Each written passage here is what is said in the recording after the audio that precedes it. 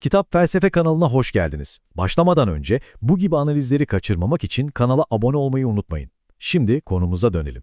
Büyük felsefelerin nerede doğduğunu hiç düşündünüz mü? Genellikle devasa, ciddi kitaplarda değil, aslında genç bir zihnin en özel, en filtresiz düşüncelerinde filizlenirler. Bugün tam da bunu yapacağız. Ünlü filozof Jeremy Bentham'ın gençlik mektuplarına dalıp dünyayı değiştirecek o büyük fikirlerin ilk tohumlarını birlikte keşfedeceğiz. İşte her şey bu cümleyle başlıyor. Bu Bentham'ın zihnine aralanan ilk kapı.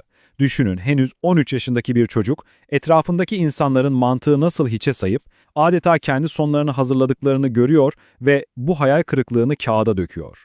Bu onun felsefi yolculuğunun ilk ama en net adımıydı.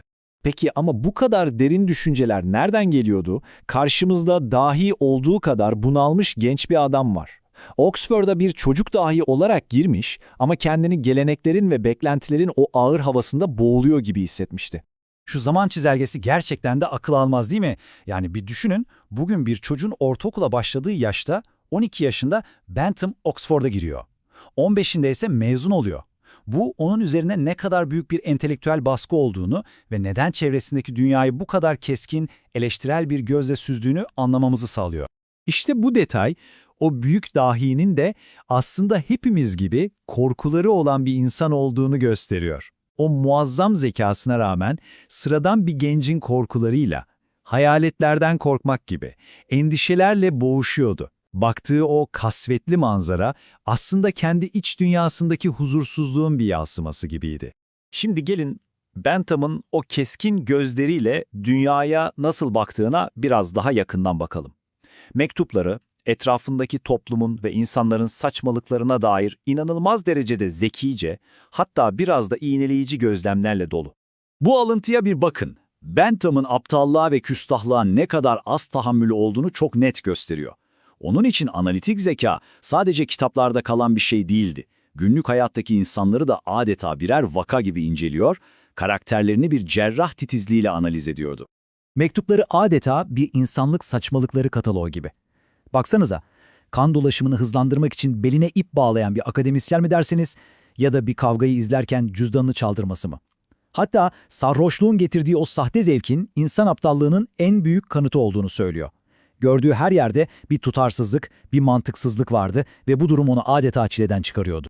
Ve şunu aklımızdan çıkarmayalım, tüm bu samimi hatta bazen acımasız gözlemler doğrudan kendi kaleminden, kişisel mektuplarından geliyor. Yani şu an baktığımız şey bir filozofun düşüncelerinin en ham, en filtresiz hali. Peki tüm bu hayal kırıklığı, bu eleştirel bakış Bentham'ı nereye götürdü? Sadece şikayet etmekle mi kaldı? Elbette hayır. Dünyanın akılsızlığına duyduğu bu öfke onu çok daha rasyonel, çok daha mantıklı bir temel arayışına itti. İşte bu soru Bentham'ın bütün entelektüel yolculuğunun tam merkezinde yer alıyor. Artık sadece gözlem yapmıyor, sadece eleştirmiyor. Yepyeni bir felsefi sistem kurmanın ilk adımlarını atıyor. 1761'de yazdığı mektuptaki bu karşılaştırma gerçekten büyüleyici. Diyor ki, hayvanlar bile içgüdüleriyle acıdan kaçıp hazza yönelirken akıl sahibi insan aklını kullanarak kendi yıkımına koşuyor. Faydacılığın ilk kıvılcımlarını, o meşhur felsefenin en temel fikrini burada görebiliyoruz aslında.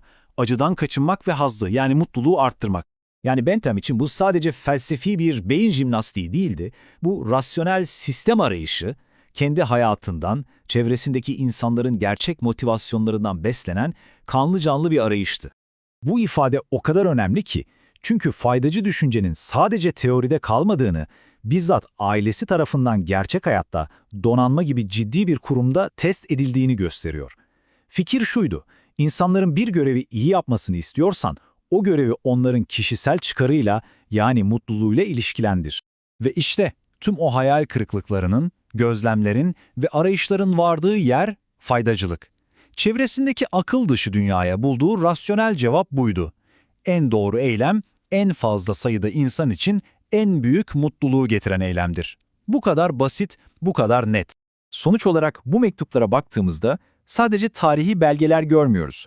Adeta bir heykeltıraşın atölyesine girmiş gibi dünyayı değiştirecek bir düşünürün nasıl yavaş yavaş, acıyla ve sabırla şekillendiğine tanık oluyoruz. Bu analizden çıkarmamız gereken en temel ders belki ki bu. Büyük, derin fikirler bir boşlukta, fil dişi kulelerde doğmaz. Tam tersine, günlük hayatın içinde, hayal kırıklıklarımızda, gözlemlerimizde ve daha iyi bir yol olmalı dediğimiz anlarda şekillenir. Ve bu kışkırtıcı soruyla bitirelim. Peki ya biz? Bizim gündelik hayatta sinirlendiğimiz, bu ne saçmalık dediğimiz şeyler, belki de gelecekteki en sağlam inançlarımızın, en büyük fikirlerimizin temelini atıyordur. Ne dersiniz? Belki de en büyük cevaplar, en sıradan gözlemlerimizde gizlidir.